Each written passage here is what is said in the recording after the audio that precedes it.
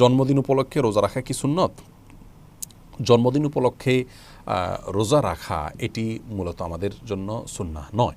নবী করিম সাল্লা সাল্লাম তাঁর জন্মদিন উপলক্ষে তিনি সোমবারে সিয়াম পালন করেছেন, জন্মের বারটা উপলক্ষে। তাকে জিজ্ঞাসা করা হয়েছে ইয়মুল ইসনাইন তথা সোমবার তিনি কেন নফল সিয়াম রাখেন, তখন তিনি বলেছেন জাকা ইয়মুন ওয়ালিদতু ফিহি, কারণ এই দিনই আমি জন্মগ্রহণ করেছি। তো এর মানে এই নয় যে আমরাও প্রত্যেকে যার যার জন্মের বারে রোজা রাখাটা আমাদের জন্য সুন্নাহ, কারণ রাসূল আকরাম সাল্লাল্লাহু সাল্লামের এই আমলটি একান্ত তার জন্য খাস। তার প্রমাণ হলো তিনি নিজে এই আমলটি করার জন্য কোনো সাহাবীদেরকে বা সাধারণভাবে মুসলমানদেরকে নির্দেশনাও দেননি, আর তার অনুকরণে সাহাবা ইকরাম যার যার জন্মের বার উপলক্ষে রোজা রেখেছেন এমন কোনো প্রমাণ পাওয়া যায় না।